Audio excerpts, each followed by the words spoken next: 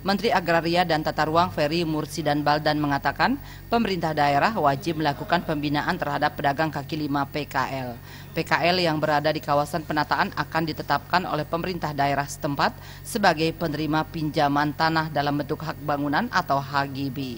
Istimewanya adalah HGB yang diberikan kepada PKL ini bisa diagunkan untuk memperoleh pinjaman modal usaha. Untuk itu sejumlah bank sudah menyatakan kesiapan untuk mendukung program pemerintah ini.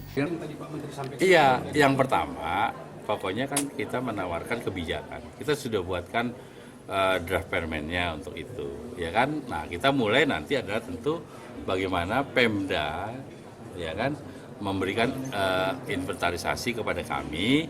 Ini loh ada penempatan, ada penunjukan penempatan bagi PKL di kawasan ini, ya kan?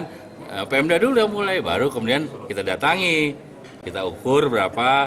Oh Bapak ini Bapak tanah negara, ya kan, luasnya Bapak tempatnya sekian.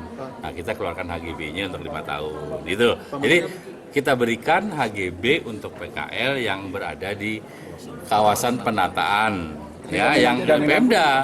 Nah, dengan demikian kita keluarkan HGB-nya untuk 5 tahun. Nah, dengan surat tanah itu, ya kan, dia bisa diagunkan ke bank, gitu. Atas kebijakan yang telah ditawarkan ini, pemerintah melalui Kementerian Agraria menawarkan kebijakan yang masih dirancang berupa draft peraturan menteri tentang peraturan HGB bagi PKL ini. Indra Wijaya, Bali TV.